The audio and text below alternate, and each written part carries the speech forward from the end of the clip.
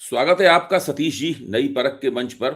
हम लोग कुछ दिनों बाद मिल रहे हैं और इस बीच में अयोध्या में जो राम मंदिर में चढ़ावा चोरी, जमीन घोटाला और निर्माण कार्य में कमीशन 40% कमीशन जिससे सारा देश गूंज रहा है और खासतौर से भारतीय जनता पार्टी के भीतरी हलकों में हंगामा हो रहा है। उस पर मैंने कई चर्चाएं की लेकिन आपसे चर्चा नहीं हो पाई, तो आज सवेरे से ही मुझे आपकी याद आ रही थी कि मुझे आपके साथ चर्चा करना चाहिए। सतीश जी, जो अभी तक हो चुका है, वो हमारे सब दर्शक उससे वाकिफ़ हैं। रोज़ ही कई-कई वीडियो इसके ऊपर बन रहे हैं और लाखों-लाखों लोग उन वीडियो को देख भी रहे हैं। कल मैंने संजय सिंह के साथ में एक इंटरव्यू किया था। अभी तक अभी 24 घंटे उस वीडियो को डाले हुए नहीं हो गए हैं, लेकिन 3 लाख से ज़्यादा लोग उस वीडियो को देख चुके हैं। तो संजय सिंह तो ओरिजिनल व्हिसल ब्लोअर हैं, उन्होंने ही सबसे पहले ज़मीन घोटाले का पर्दाफ़ाश किया था। हाँ, तो काफ़ी दिलचस्पी के साथ देख रहे हैं। एक बात जो अभी निकल कर आई है, वो ये है कि दैनिक भास्कर के वेब एडिशन के मुताबिक भाजपा के भीतरी हलकों में और आरएसएस के भीतरी हलकों में रणनीतिकारों द्वारा सोचा ही जा रहा है कि चंपत राय को अयोध्या से उठाकर दिल्ली में विश्व हिंदू परिषद के दफ्तर में बैठाया जाए। उनका अयोध्या में काम खत्म हो गया, यहाँ तक कि उन्होंने काम बिगाड़ ही दिया, तो उनको वहां से हटा के वहां पे बैठाया जाए। और ये संभावना भी व्यक्त की जा रही है कि श्री नृपेंद्र मिश्र को राम मंदिर ट्रस्ट का सीईओ नियुक्त कर दिया जाए, चीफ एग्जीक्यूटिव ऑफिसर नियुक्त कर दिया जाए। खुद नृपेंद्र मिश्र सब जगह घूम-घूम कर ये इंटरव्यू दे ही रहे हैं कि इसमें एक सीईओ होना चाहिए, क्योंकि दूसरे कई मंदिरों, कई धर्म स्थानों के बंदोबस्त पर सीईओ बैठाए गए हैं, या पहले से कई जगह मौजूद है। तो अब ये एक बड़ी एक अजीब-सी बात निकल के आती है अगर नृपेंद्र मिश्र को बनाया जाता है। भाई देखिए, नृपेंद्र मिश्र ने स्वयं माना है अपने इंटरव्यूज में कि वहां पर चोरी नहीं हुई, डकैती हुई है। उन्हीं का शब्द है डकैती, कोई डकैती शब्द किसी ने नहीं ईजाद किया, उनका खुद का ईजाद किया हुआ शब्द डकैती है। दूसरी तरफ एक इंजीनियर जो कि निर्माण कार्य से जुड़ा हुआ था, उसने साफ तौर पर आरोप लगाया है कि हर टेंडर, हर भुगतान में 40% कमीशन मांगा जाता था। अच्छा, एक मैंने छोटा सा तखमीना लगाया जो मैं आपके सामने रखता हूं। राम मंदिर की लागत है 1900 करोड़ रुपए से 2150 करोड़ के बीच में। अभी तक पूरा नहीं बना है, बनने की प्रक्रिया जारी है, लेकिन अभी तक जितना राम मंदिर बना है उसमें 1600 करोड़ रुपए का भुगतान हो चुका है। अगर हम मान लें कि इसमें से 40% कमीशन दिया गया है, तो 640 करोड़ रुपया इसमें कमीशन में खाया गया है। सीधे सीधी गणित है। अच्छा, अभी तक श्री नृपेंद्र मिश्र ने इस आरोप का खंडन ही नहीं किया है कि इसमें 40% कमीशन नहीं खाया गया। भाई, निर्माण समिति के अध्यक्ष तो वो हैं, उन्हीं की देखरेख में निर्माण हो रहा है। आज भी निर्माण समिति के अध्यक्ष हैं वो, क्योंकि निर्माण अभी भी जारी है, निर्माण समिति अभी भंग नहीं हुई है। उन्होंने आज तक इसका खंडन ही नहीं किया। इसका मतलब ये है वो खंडन करने से परहेज कर रहे हैं, वरना खंडन करने के लिए 2 वाक्य बोलने पड़ते हैं। वो खंडन करने से परहेज कर रहे हैं, उन्हें लगता है वो खंडन करेंगे और उसके बाद कोई तथ्य निकल के ना आ जाए तो काफी बुरी बात होगी। दूसरे, जो एसआईटी बनी थी, उस एसआईटी के पास पहले जो जांच के बिंदु थे, उसमें एक बिंदु ये भी था कि जो निर्माण में कमीशन दिया गया है उसकी भी जांच की जाए। दूसरा बिंदु था जमीन घोटाले की जांच की जाए और फिर चढ़ावा चोरी की जांच की जाए। 3 बिंदु थे। एक्शन लिया गया केवल चढ़ावा चोरी के सवाल पर, एफआईआर दर्ज हुई है केवल चढ़ावा चोरी के सवाल सवाल पर। जमीन घोटाले और टेंडर में कमीशन के सवाल को पीछे कर दिया गया है। अब वही नृपेंद्र मिश्र जो आज तक इस बात का खंडन नहीं कर पाए कि 40% कमीशन नहीं लिया गया है, ये नहीं कह पाए, उनके बारे में चर्चा हो रही है कि उनको सीईओ बना दिया जाए, वो अच्छी तरह व्यवस्थित तरीके से चलाएंगे। अच्छा, ये सब जो प्रक्रियाएं चल रही हैं, पहली बात तो ये है कि मैं आपकी राय इस पे जानना चाहूंगा कि भाजपा जैसी जो रणनीति कुशल, राष्ट्रीय स्वयंसेवक संघ जैसा जो रणनीति कुशल संगठन है, वो लोग क्या इतने हड़बड़ाए हुए हैं कि उनकी समझ में नहीं आ रहा है कि इस मामले से कैसे निपटे हैं, पहली बात। और दूसरी बात कि इस मसले को लेकर, इस मसले पर सारे देश में जो नाराजगी पैदा हो रही है, राम भक्तों के बीच में, आम श्रद्धालुओं के बीच में एक तरह की जो दुश्चिंताएं पैदा हो रही हैं, और दुश्चिंता का पहला सबूत यह है कि जो चढ़ावा है वो 75% कम हो गया है। अब लोग वहां पे चढ़ावा जितने खुले मन से चढ़ावा दे रहे थे वो नहीं दे रहे हैं। यहां तक कि वो सिंधी समाज के अध्यक्ष जिन्होंने 200 किलो चांदी की ईंटें जिनके ऊपर उनके आराध्य झूलेलाल की तस्वीर मौजूद, झूलेलाल का चित्र मौजूद था, उनसे भी जब पूछा गया कि क्या आप और चढ़ावा देंगे, उन्होंने कहा सोचना पड़ेगा इस बारे में, हम चढ़ावा देंगे या नहीं देंगे, एक बार सोचेंगे तब चढ़ावा देने के बारे में निर्णय लेंगे। तो ये स्थिति बन चुकी है। आप बताइए सतीश जी, आप क्या सोचते हैं? देखिए, मैं तो इसे मानता हूं कि जिस प्रकार से चीजें बाहर आ रही हैं, लगातार आ रही हैं, एक एक करके आ रही हैं, वो हिंदू धर्म के इतिहास में, वो भी अंदरूनी रूप से, ये सबसे बड़ी लूट, सबसे बड़ी लूट है। अगर राम मंदिर, जिसके बदौलत, इस आंदोलन के बदौलत, जिस मंदिर निर्माण के तहत उसका एक माहौल बनाकर, हिंदुत्व का माहौल बनाकर, उसमें जो अभी सत्ताधारी पार्टी है, जो पूरा उनका परिवार है, इसी नाम पे सत्ता में आई, हिंदुत्व का डंका बजा के आई, और उसी मंदिर में लूट हो, डकैती हो गया नृपेंद्र मिश्रा के शब्दों। तो पहली बात तो यह है कि नृपेंद्र मिश्रा अब तक क्यों नहीं बोले? अगर उन्होंने अभी ही डकैती बोला तो पहले क्यों नहीं बोला? और डकैती, तो वही बात हुई कि डकैती अपना पल्ला झाड़ना चाहते होंगे कि भैया हमारा तो रोल नहीं है, हम तो निर्माण समिति में थे और ऐसे थे वैसे थे, दागदार और जो लुटेरे हैं वो हैं। तो मैं तो ये कहता हूं कि ये, अगर लूट की बात, डकैती की बात नृपेंद्र मिश्रा करते हैं, तो वो क्यों करते हैं? मेरे लिए क्यों शब्द ज्यादा महत्वपूर्ण है। तो हो सकता है उनको लग रहा होगा कि अब सीओ बनने का मौका आ गया। तो क्या नृपेंद्र मिश्रा जब यह बात कह रहे हैं तो उनको कुछ जानकारी पहले की होगी, तो किसके ऊपर मतलब निशाना साध रहे हैं?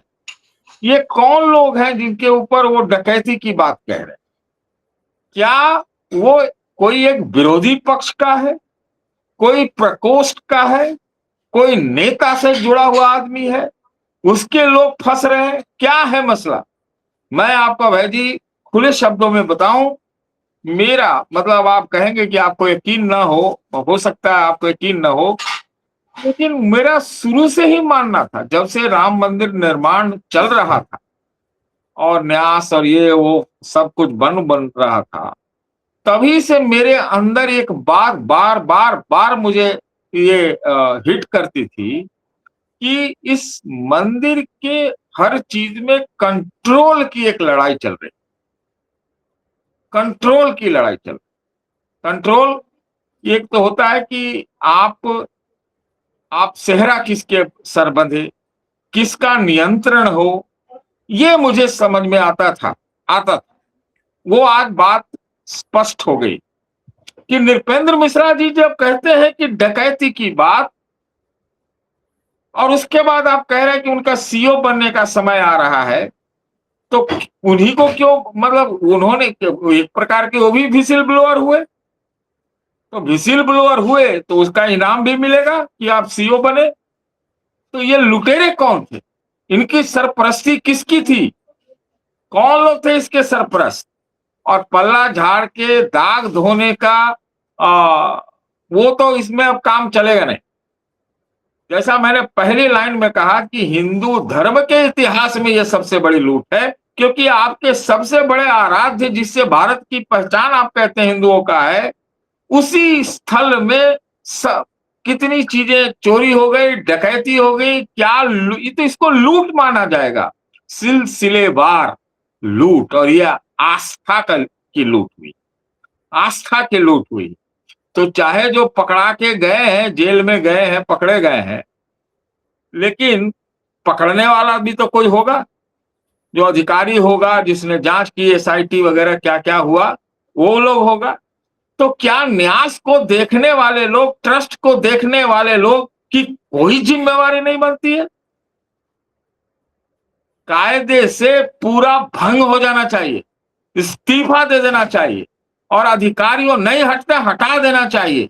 और जो अधिकारी भी उसमें कुछ लोग बताए जाते हैं कि हैं संलिप्त, उन लोग को डिसमिस करना चाहिए। ये होगा क्या? ये नहीं होगा। जो होना है वो शायद उसी की प्रस्तावना हो गई जिसमें एक व्यक्ति कह रहे हैं डकैती हुई है और वो शायद सीओ बन जाए। तो आप इसी से समझिए कि मैं तो कह रहा था किसी चैनल पे कल, ये बारूदी सुरंग बिछा हुआ, बारूदी सुरंग कहाँ रहता है, कहाँ से फट रहा है और कहाँ कहाँ ये नुकसान पहुंचा देगा, इसकी हम कल्पना कर सकते हैं, कल्पना कर सकते हैं कि क्या हो रहा है। ये निश्चित रूप से मुझे लगता है कि ये तो खबर ही बाहर नहीं आती। जब अगर ये खबर बाहर आती है तो भारतीय जनता पार्टी, संघ परिवार, भाजपा के नेता, ट्रस्ट, मंदिर, ये सब मिला के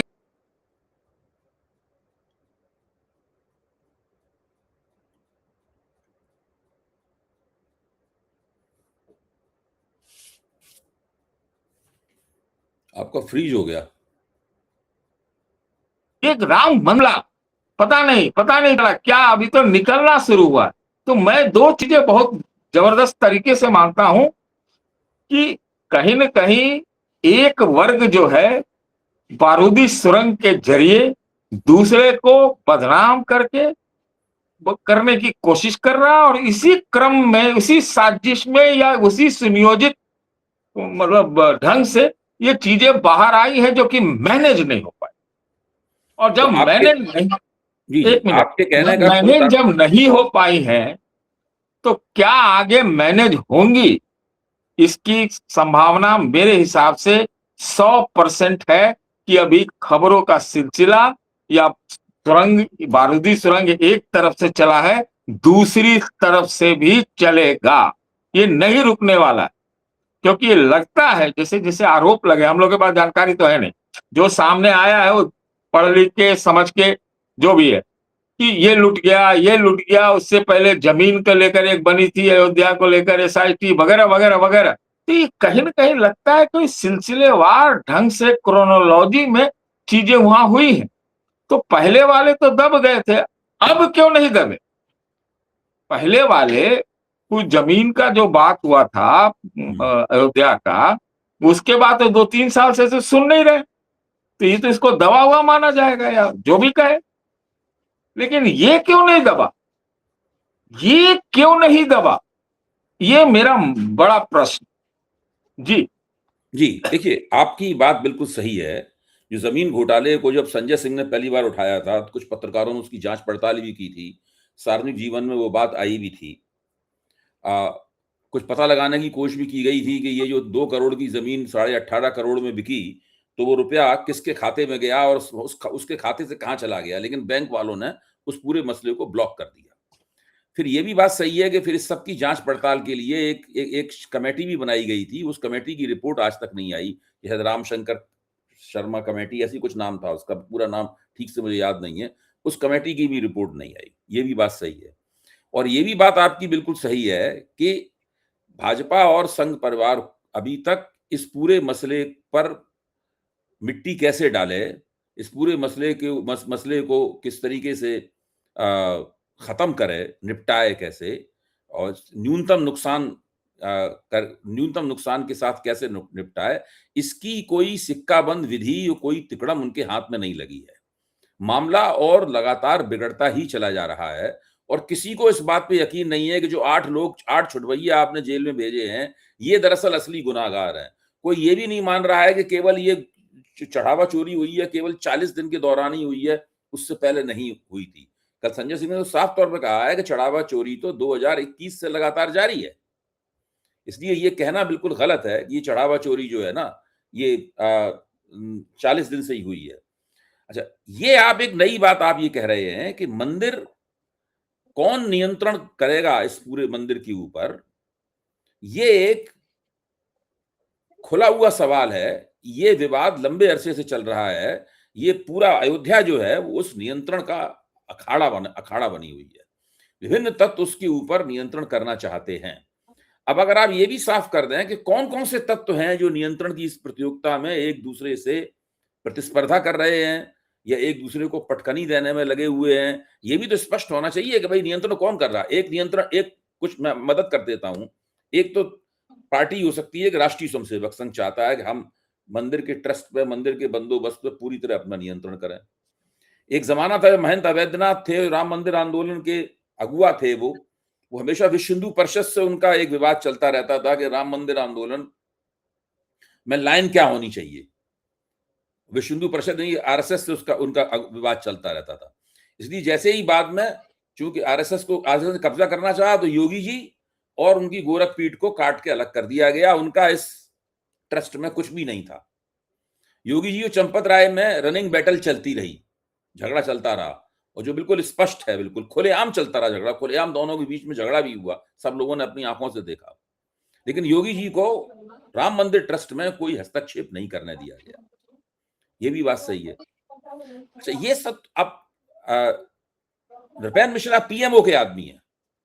नृपेंद्र मिश्रा ना आरएसएस के आदमी है, ना योगी जी के आदमी है, वो पीएमओ के आदमी है। नृपेंद्र मिश्रा का आना और ये कहना कि डकैती पड़ गई है और अब सीईओ नियुक्त किया जाना चाहिए, फिर उनका नाम भी चलना सीईओ के लिए, वो इस बात का सबूत है कि एक पार्टी पीएमओ भी हो गई है। फिर उधर मुख्यमंत्री ने एसआईटी बनाई और वो एसआईटी के जांच को लेके अपना दावे करते हुए घूम रहे हैं, बड़ी बड़ी डींगे मार रहे हैं कि हम ये कर देंगे, वो कर देंगे। तो वो एक पक्ष हो गया। एक पक्ष हो गया सीएमओ यानी चीफ मिनिस्टर ऑफिस, और मुख्यमंत्री हो गए, उनकी एसआईटी। एक पक्ष हो गया पीएमओ और नृपेंद्र मिश्रा हो गए। एक पक्ष हो गया राष्ट्रीय स्वयंसेवक संघ का हो गया, और एक पक्ष हो गया गोरख पीठ का, अगर धार्मिक दृष्टि से देखा जाए।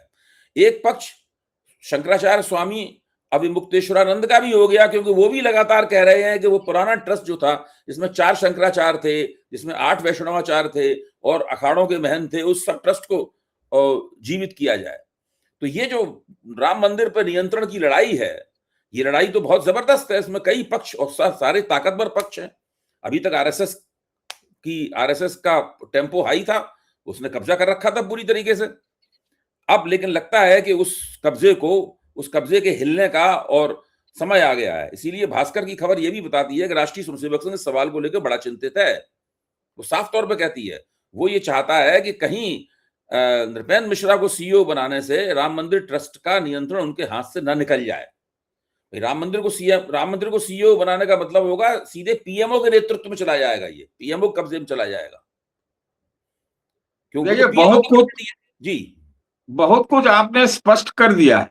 मैं 2-4 बिंदु ही इसमें कहूंगा। हाँ, जरूर। आपने गोरखपीठ का नाम लिया, योगी जी का नाम लिया, ये तो एक ही पक्ष में मानता हूं। एक पक्ष है, वो दोनों एक ही पक्ष है, और एक पक्ष है योगी जी असल में सीतेश जी मुख्यमंत्री भी तो है, उन्हें चुनाव भी लड़ना है। चुनाव लड़ने के हिसाब से उन्हें मोदी और शाह के साथ में वो झगड़ा करेंगे कि दोस्ती रखेंगे चुनाव तक, ये सब भी तय करना है उन्हें, मतलब।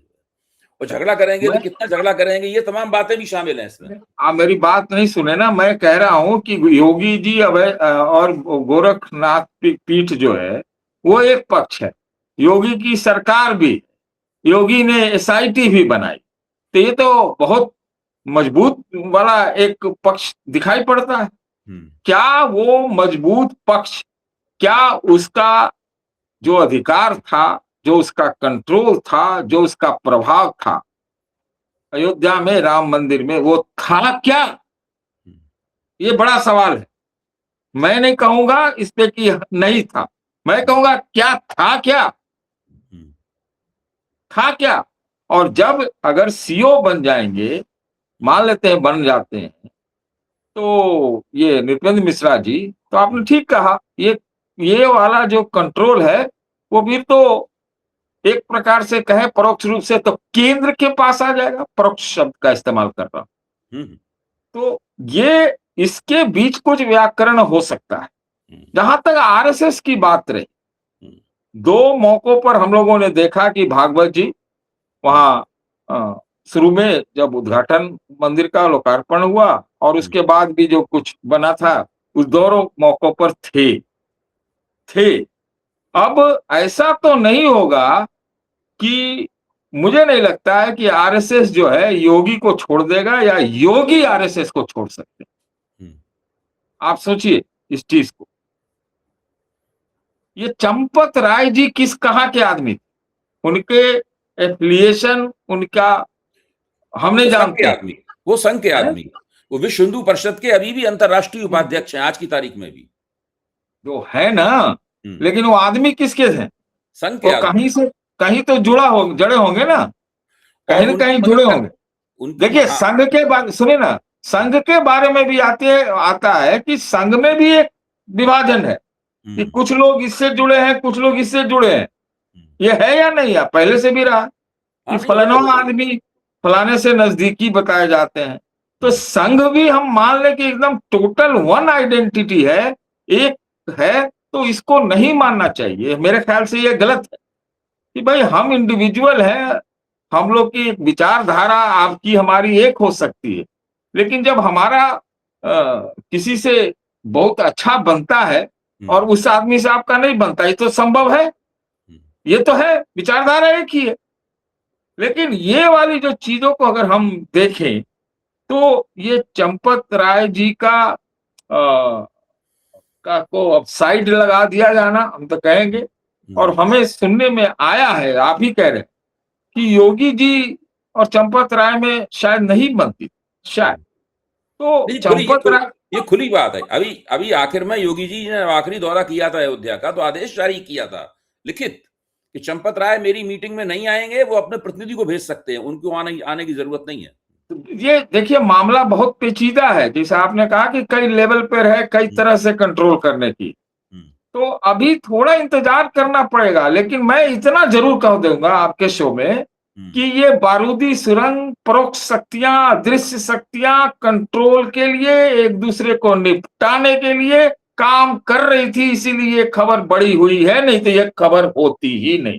ठीक बात है। अगर ये ये कंट्रोल का विवाद नहीं होता तो ये भांडा फूटता भी नहीं इस तरीके से। हाँ, और इसमें जो देखिए इमीडिएट, अगर मान लेते हैं आजकल चुनावों की तो बात नहीं है, अगर सबसे ज्यादा अगर राजनीतिक रूप से प्रभाव पड़ना है तो तात्कालिक रूप से किस पे पड़ना है, ये भी हमको देखना चाहिए।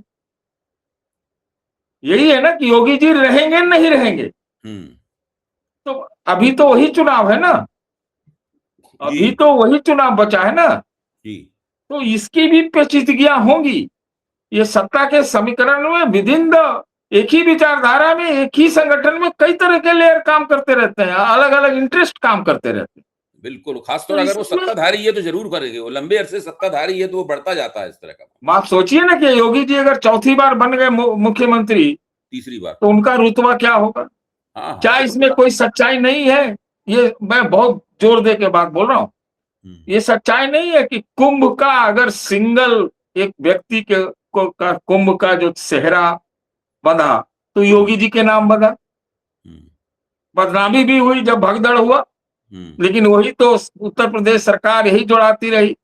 60 करोड़, 50 करोड़, 55 करोड़, कितने लोग आए आए आए। हम्म, अगर वो भगदड़ नहीं होती, तब तो और बहुत बड़ा सेहरा होता, थोड़ा बहुत उसे नुकसान हुआ, लेकिन हम्म, बाद में मैनेजमेंट भी अच्छा। हम्म, और आपको एक चीज बहुत महत्वपूर्ण है, तो प्रधानमंत्री जी ने, दिल्ली ने कहा जाए तो दिल्ली ने हम्म, ये खबर दी कि भगदड़ में मौत भी हुई है, मतलब वो भी डायरेक्ट रूप से नहीं, नहीं तो 12 घंटे तक तो पता ही नहीं था कि कितने लोग मरे या क्या हुआ। भगदड़ हुई है ये पता था, वो दिल्ली की तरफ से ही आई थी खबर, सही बात। दी आई थी। तो ये जो सारी पेचीदगियां है, एक ही विचारधारा के सारे लोग हैं, एक ही सत्ताधारी विचारधारा के सब लोग हैं, लेकिन अलग अलग चीजें अलग अलग नजर आती हैं। तो हो सकता है कि इसमें एक अलग तरह की पनडुब्बी काम कर रही हो, और उसमें देखिए आगे क्या होता है। लेकिन एक ऐसा मसला है, हम्म, एक ऐसी चोरी, एक ऐसी डकैती है हम्म, कि ये प्रभाव चौतरफा डाले। चौतरफा कोई सोचेगा कि हम निपटा देंगे और हम निपट गए, और उसको ये तो निपटने वाला भी व्यक्ति भी कुछ ना कुछ करेगा। अब और इसमें एक इसके एक अलावा, जी जी और अब एक निपटने की जहां तक बात ही, तो प्रभाव जो है हम्म, इसका चौतरफा हर लेवल पे पड़ना। आप चौतरफा प्रभाव की बात कर रहे हैं। अब मैं इसी इसी सवाल को खास तौर से एक राजनीतिक दृष्टि से पूछूंगा, जो हम लोगों की चर्चा का अंतिम प्रश्न होगा। वो ये है कि हिंदुत्व के संस्थागत दायरों में जो हो रहा है उसकी तो हम लोगों ने अभी काफी व्याख्या की, काफी उसकी परतें हम लोगों ने खोली। लेकिन जो हिंदुत्व का संस्थागत दायरा बाहर है, यानी सामान्य मतदाताओं का दायरा है, वो लोग, उन लोगों के बीच में क्या घटित हो रहा है इस पूरे प्रकरण से, क्योंकि नरेंद्र मोदी जी के 12 साल के शासनकाल में शायद ये सबसे बड़ा प्रकरण है जिसपे भाजपा सब लोगों को सांप सा सूंघा हुआ है, मतलब जो है। और कई बार ऐसा हुआ है, विवाद रहे, लेकिन उन विवादों से वो बच गए। लेकिन ये तो एक ऐसा मसला है जिससे बचना नामुमकिन है। तो ये बाहर क्या हो रहा है इसके बारे में थोड़ा सा आपका विश्लेषण चाहिए उपसंहार के तौर देखिए, पर। मोदी जी के सत्ता काल में, मोदी जी के सत्ता काल में एकमात्र बड़ा घोटाला जो सामने उजागर हुआ, बार बार बोल रहा हूं, सामने उजागर हुआ, वो ये है ना, उनके सरकार से संबंधित भी नहीं है। बात ये है, वहां से तो कुछ नहीं निकला आज तक, लेकिन ये घोटाला निकल के आया है सामने, है ना। आपने पूछा हिंदू जनमानस में प्रभाव, तो निश्चित रूप से मैं मानता हूं, सब कोई मानता है कि देखिए, जब किसी की विश्वसनीयता उड़ जाती है, ध्वस्त हो जाती है, तो कुछ नहीं बचता है, बाकी फिर सिर्फ जबरन जबरिया और इधर उधर की चीजें बचती। और अगर यही होना था और कुछ नहीं, मतलब हम समझते हैं 10 घोटाला हो जाता, घपला डकैती सब हो जाता, लेकिन वो 10 के बराबर का ये घोटाला है। वो 10 कुछ नहीं है इसके सामने, अगर वो 10 आते तो, क्योंकि ये राम मंदिर में हुआ है और सबके रहते हुआ है। आप वो तो मतलब आम जनमानस में प्रभाव तो पड़ेगा ही। आप जहां तक वोटों की बात करेंगे, जनमानस में वोटों की बात करेंगे, वो आजकल बड़ा मुश्किल है कहना, बड़ा मुश्किल है कहना। प्रभाव तो निश्चित निश्चित निश्चित पड़ेगा, इसमें कहीं से दो राय नहीं है। अब कितना देखना पड़ेगा ये ये नहीं कहा जा सकता, आगे प्रभाव तो पड़ेगा, सही बात है। हाँ, पड़ेगा, पक्का पड़ेगा, और विश्वसनीयता में पड़ेगा। अरे राम मंदिर में डकैती, ये आप सोचिए, एक सामान्य मानवी का ये रहता है प्रतिक्रिया, है कि नहीं। बाकी आगे पॉलिटिकल इलेक्शन ये सब पे हम लोग अभी बात करने की स्थिति में नहीं है। देखना ये कि इसमें कौन कौन सी चीजें और बाहर आती हैं, और कोई और इन्वेस्टिगेशन वाला आदमी लगे तो पता करे कि भैया कौन खबरें छपवा रहा है, निकलवा रहा है, कौन प्लांट करवा रहा है, कौन इसके बाद निपटेगा, और वो निपटेगा तो कितनों को निपटाएगा, और उस निपटाने में क्या क्या सामने आएगा। तो अभी कई तरह के लेयर्स। ठीक है, बहुत बहुत धन्यवाद सतीश जी। बहुत हम लोगों ने एक ऐसी चर्चा की, इससे कुछ नए सोच विचार करने के लिए नए कोण निकले हैं, और इन कोण के मुताबिक अब नई बात पे भी सोच विचार होगा, और आपसे फिर दोबारा इस बारे में चर्चा करेंगे जल्दी ही। धन्यवाद।